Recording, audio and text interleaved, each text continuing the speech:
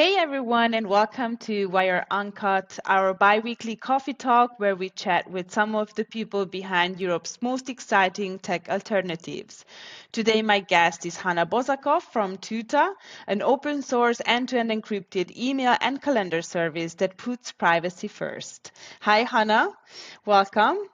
So let's start with a quick intro. Can you briefly introduce Tuta? Yeah, sure. Maybe I'll just really quickly start with myself. So I'm Yes. Hannah. I've been working with Tuta since 11 years now. It was also 11 years ago when we launched Tuta. Back then it was called Tuta Nota. And we were the first end-to-end encrypted email provider in the world. And it was quite exciting because we launched shortly after the Snowden leaks, which means that a lot of people got interested in privacy and security. And this gave us a big boost globally. And since then, yeah, we've been growing. We have now more than 10 million users. And people like that it's so easy as Gmail, but still secure and private. And yeah, that's what we are here for, making the web a better place. Yeah, that's true. Talking about users, what does a typical Tutor Mail and Calendar customer look like today, and how does evolve since you launched? Yeah. Yeah, so in the beginning, of course, it was the really tech niche, tech savvy people who were really, really interested. Maybe also like a bit too scared about things, who are like, super protective. But then it spread further because the more the internet matured, I don't know if you remember, but like 10, 20 years, everything felt just free and open and exciting. Yeah. And then it turned into this big thing where you feel, as a user, you feel you don't have the power anymore. Like the power is moving to these big tech corporations. And more people notice that and want to get away from that. And of course, the easiest thing to do then is to choose smaller services who have also maybe an ethical stance, maybe also care about the environment and want to really change something and do good. And this is why now our users are much more diverse. They are still, from the beginning, they were spread over the world. This was already very diverse from the beginning. We were also quickly adopting to all languages. Well, not all, but Tuta supports about 30 languages. Yeah, but now it's also diverse in terms of people don't just choose Tuta because of the privacy, but also because they don't want to give power to big tech. You are an EU-based provider, right? So what are the biggest misconceptions people have when switching from Gmail or Microsoft to Tuta? Yeah, the biggest difference is, of course, the security, the encryption. So all data in Tuta is end-to-end encrypted. No one can access it. Not even we at Tuta can access it. Um, but also the way we do things. So Tuta is a bit simpler, of course. There might not be all these tiny features you might use now, but because of that, it's also easier to use it. So you have the same client on your phone, on your desktop, wherever you are. It always looks the same and it's really easy to handle, which people really like. And one big thing that's different, especially compared to Yahoo or German provider GMX, is that we don't have any ads. So when you use Tuta, even in the free version, there are zero ads, and you can, yeah, just do email and calendar, and don't be annoyed by anything that could be distracting you. And of course, because we don't have ads, we don't need to track the users. We also would never want to do that. And because of the encryption, we also can't do it. So what we always say at Tuta is, because we also don't have external stakeholders, our stakeholders are our customers. We don't work for the advertisers. We work for the customers. So this means we want to give the power back to the user and actually improve Tuta in a way that they would like to see it improved, and not as some VC or some advertiser would like to see Tuta improved. As you see now, like WhatsApp is getting ads. You know where this is coming from. This is Yeah. not coming from the users, right? Yeah, This absolutely. Yeah. this would not happen in Tuta because our stakeholders are the users. So Yeah. And then can you highlight what are the main features that, for example, users love about Tuta? Well, as I said, one thing is definitely the encryption and the privacy. In terms of usability, we have just improved our search feature, which was welcomed a lot because with the encryption, it is more complicated to search for the data because we can't search on the server because on the server everything is encrypted. So search needs to take place on the client, so on your phone or on your computer, which needs more causes more traffic and is more complicated. And we have recently invested a lot to improve that so that it's fast and Hmm. easy, like a better overview that when you search for something, you can spot quickly, okay, this is the email I was looking for because the search term is highlighted.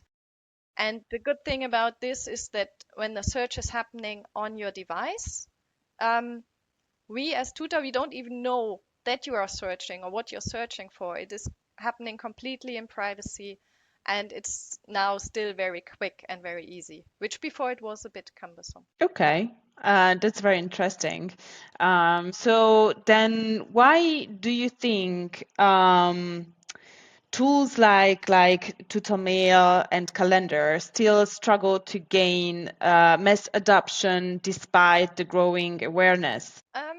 I think we are getting mass adoption. It just takes time. I mean, Gmail wasn't built in a day, and back then it was easier because no one was having email. So email was new, everybody needed an email address, so you go there, you register, you have it. And once you have it, it's like your phone number. You don't change it every other day because everybody else has it. You sign up for stuff online.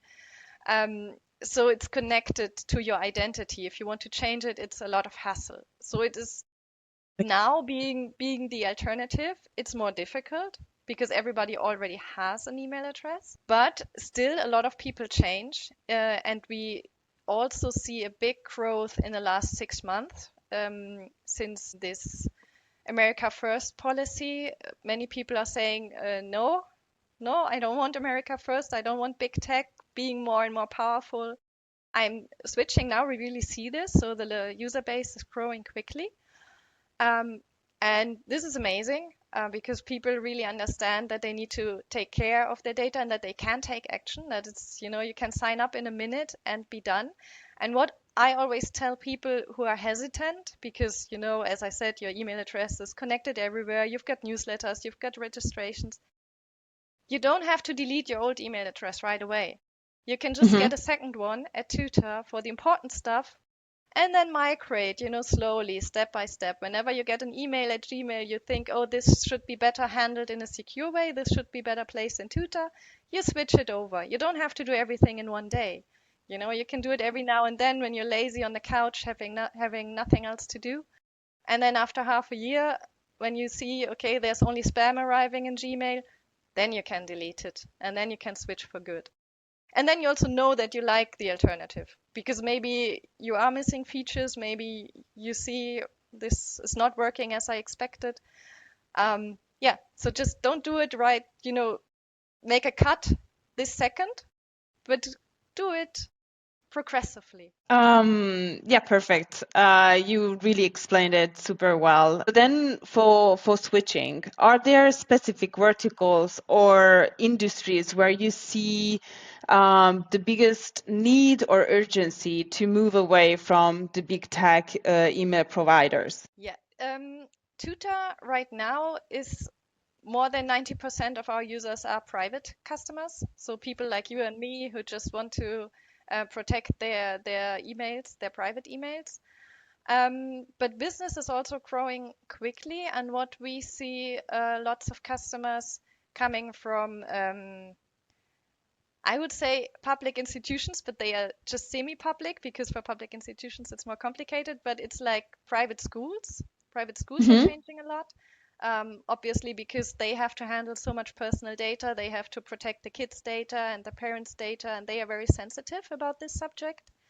Then there's also lots of, doctors, psychiatrists, physiotherapy. So like from this medical part, and then of course there's also um, the jurisdictional part, I think it is, like your lawyers and advocates, Hmm. they also often use Tutor because, of course, they have higher privacy needs. But what we also see is that even smaller, like engineering companies, they also start switching because they just, especially with Microsoft's push towards the cloud, you Mm, know that you can't self-host Microsoft in a couple of years anymore. More and more businesses say, yeah, but I don't want to host on the Microsoft cloud. So yeah. now businesses from all areas are starting to switch. Yeah, it's good to see actually. Like Yeah. it's a good For us, trending it's great. for Yeah. both of us. Yeah, Yeah. actually. But I mean, it's So also understandable because I really like this saying from the open source community, a cloud is just someone else's computer. And that's what it is. If you host something in the cloud and it's not encrypted, you basically put it on someone else's computer and they have full access. So obviously, as a company, you have to take care of your data and your sovereignty. So my next question would be, so apart from the big techs, state surveillance can also be an issue. So how do you perceive political movements like the chat control? What's your stance on encryption and encryption backdoors? Yeah. Yeah, this is a very sad story, I must say, because I'm in the business now for 11 years and we have seen pushes from in all countries almost for backdoors again and again. And we've been fighting against it at Tuta. We are very vocal, on European level, and also whenever there's a political push for backdoors. Even in Australia, we have signed open letters there to explain to politicians that a backdoor for the good guys is not possible. Once there's a backdoor, there's a backdoor. And once there's a hidden key, someone can steal it, someone can abuse it, and you can't undermine your security infrastructure that you have. And encryption is a very crucial part of the digital security infrastructure. And especially with, Russia and China being more aggressive, doing more hacking, more attacks, I don't understand why politicians even continue to push for backdoors because it's undermining their own security, our nation's security. And in the situation, especially that we currently have, we can't afford that. We simply can't. We must make sure that our data is kept secure on all ends, not just secret services can have strong encryption. Also businesses, also citizens, also human rights activists, they all need end-to-end encryption. That's so very well said. You are being very vocal actually on social media, right? Yeah. Yeah. Yeah, it is Yeah, part it's of very our mission. important. We don't build Tutor just to have a product. We build it because we know how important it is. Our founders, they were developers even before, and they knew how important data security is. Even before the Snowden leaks, they kind of knew that an email is a postcard and that you really need to encrypt it to be sure it's safe. And we try to bring this message to the people, to the masses, because it's so important. Maybe also because of our German history. We had the Stasi in Eastern Germany who did a lot of Yes. surveillance. And this, I mean, I'm not that young, so I do remember this time. And this really gets into you and gives you a mindset where you really care about privacy and, yeah, security. Um, Now I would like to have your thoughts in general about sovereignty and what does sovereignty means to Tuta. Hmm. Are you talking about the sovereign clouds that are being popping up here and there, and another one from Google and one from Amazon? Yeah, it's a funny story. It's a recent development, but it's basically the same thing that is happening since years with the movement towards the cloud. But once it's in the cloud, it's not your own anymore. So with Microsoft in the past, you were able to self-host, and that's what most companies did, and they were happy with it. That's also what their company policy said, that you need to self-host to have sovereignty over your data. And it's very important because if you don't have end-to-end encryption, you need to have it on your own device to be sure it's yours and not someone else's. And now that these big tech companies are moving everything to the cloud and want to switch all the companies to the cloud because it's better for them to make more money, um, it has become more debated. And then also with the America First policy, also the Europeans understand it might not be such a good idea if our complete digital infrastructure relies on American tech. Because what happens if they flip the switch and turn it off? I mean, what are you going to do then? So, yeah, so this is why there's now the big tech companies now have launched sovereign clouds, trying to convince European businesses, it's all sovereign, you can still use this product and you'll be safe and happy. And yeah, live happily ever after. But actually, that's not the case because it's still an American company. It still needs to comply with American legislation, hand out data based on the Cloud Act, based on FISA, um, which means the Americans don't even need a court warrant to ask for European data. So it is not sovereignty. If you want sovereignty in Europe, you need to choose European services.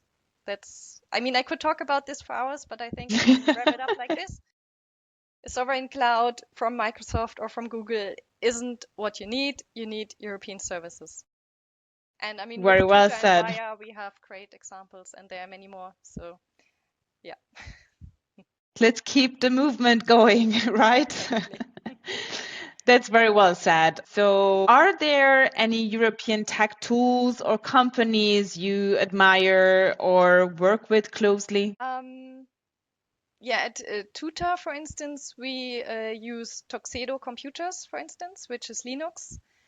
They are from Germany, and we like this. It's also not a big tech company, but it's a good provider, and it makes sure that our hardware is secure as well. I mean, you already know that we use Wire as well for company group chats because of the end-to-end encryption. We always try to find solutions that are encrypted.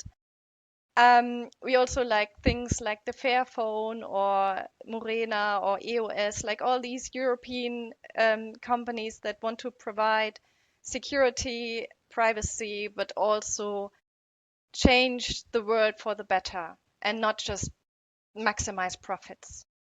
Because that's not what we need. Like as beings, as people, as citizens, we don't need companies that want to maximize profits. We need companies that want to make things better, want to give us an opportunity where we can actually have an influence. Perfect. Now, if Tutamea and Calendar were a European city, which one would it be and why? Okay, that's a tough one because we are so diverse. But me, since I speak a little Spanish, hablo un poco español, I would pick, Claro. claro que sí, Claro que I sí. would pick Barcelona and also molto bene Rome because Tutanota is actually Roma, exactly, is from Latin. It meant secure message, our previous name, Tutanota. And so it needs to be a Latin-based country. So I think Spain and Italy fits quite nicely. And also these cities, they are very diverse, very, very vibrating, very lively. And I think this is what Tuta is also. We are still not as big as these cities, but we are getting there. Yeah, they are both very beautiful cities. Good choice. Really, very nice choice. So to wrap up our interview, for people watching who are curious about switching to a more secure EU-based email provider, where should they go to learn more about Tuta? I would say it's not necessary to learn more. I would say just go to tutor.com and sign up. It will take less than a minute. You'll have a new free email address and you can just get the app on your phone and try it out, see how it goes, see how you like it. And then you can start reading up on it. Do the fun part first. And then learn. Perfect. Thank you so much. It was a pleasure having you with us. Yeah. Thank you for having me. This was really fun.